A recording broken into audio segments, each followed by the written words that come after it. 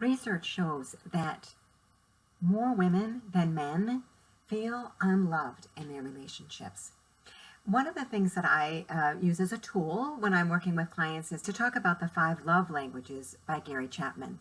Now, this is a great awareness to see like the differences and just trying to understand each other a little bit more.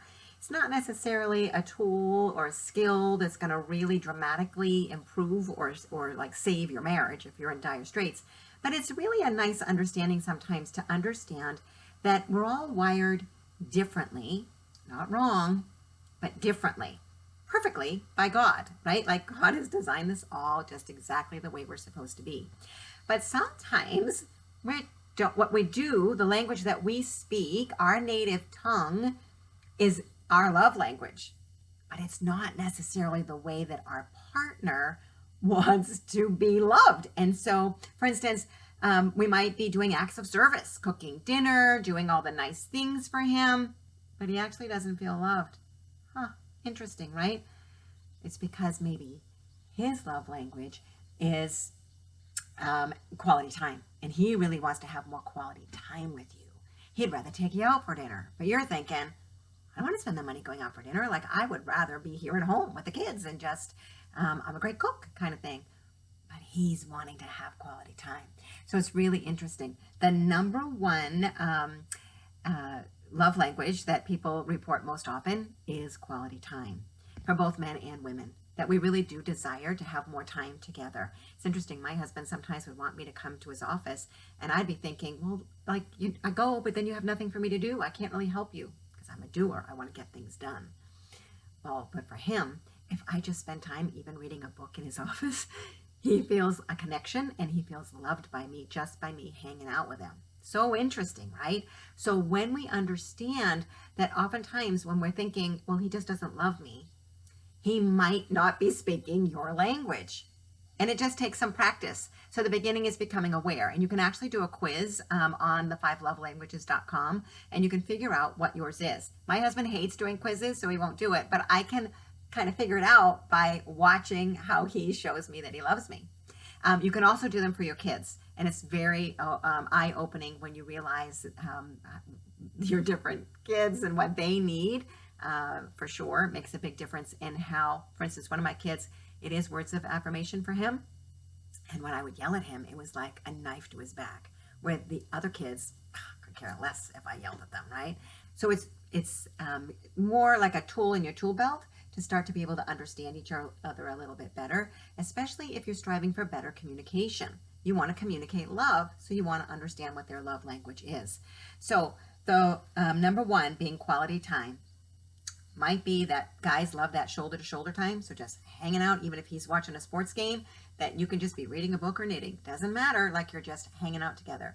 Or for my husband, the other night, we were outside, I was barbecuing, and I kind of wanted to go in the canoe. And he was thinking, at first he's like, yes, but then he's like, oh, that's more work. Like, that's an act of service, having to row.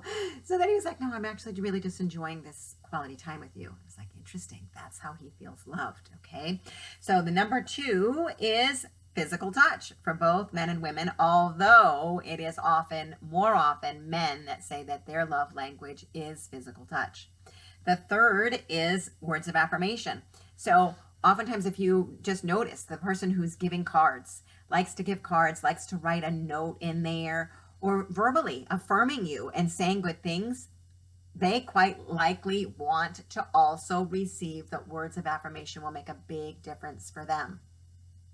The number 4 is acts of service. So for instance, some guys, like they're taking out the trash, they're checking the oil in your car, they're shoveling and they're doing all the things. And then we say, I feel lonely and I don't feel loved. And they're thinking, but I'm doing all the things. It's because their love language probably is acts of service. All right. So interesting, not wrong, sometimes just different. And the 5th and most popular is gift giving. So if you know those people who are always buying huge gifts, frequent gifts, always thinking of you when they're on a trip, bringing back a gift, that quite likely the way that they're going to feel loved is with gifts. So it's very interesting to notice how we speak our native tongue. It's like when I learned how to speak French, right? I had list of words that I would memorize and try to get better at speaking that language. Well, we can do the same thing. Once we are aware of what our spouse or our children's love languages are, is that we can make an effort to understand what it is that they need and then to speak that language by practice. Yes, it's about being intentional with loving somebody how they want to be loved and how they need to be loved, the way God wired them to receive love. So what about you? What's your love language? What's your husband's love language? Type it down below. Would love to read what your awarenesses are. Highly recommend the book as just another way to understand one another. So one of the mistakes that we make is that we expect that he is automatically going to speak our love language. And ladies, he doesn't know, right? He doesn't know, so he's probably throwing an arrow at that dartboard and completely missing it because he's trying to please you from his native tongue, but if it doesn't match, it's not going to land. So I often tell clients, you need to decode, watch his actions, watch what he's doing, and if he's not giving you the words, because so often my clients will say, he doesn't tell me he loves me anymore. So he's not using words, right? She has an expectation that he's going to use words of affirmation. That's not his love language. Again, it might be that he brought her flowers, or it might be that he's wanting to hang out and watch a movie or play a video game with her.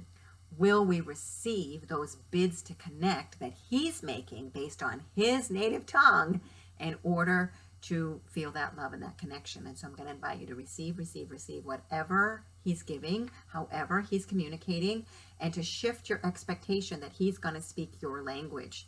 Instead, receive and accept the love that he's giving from his. All right, I'm Coach Carol, and I'm standing boldly for marriage and for you. If you're a Catholic wife and you're not in the Happy Wife community, come on and join us on Facebook.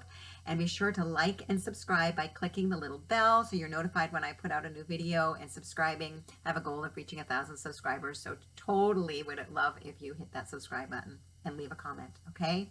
God bless your day.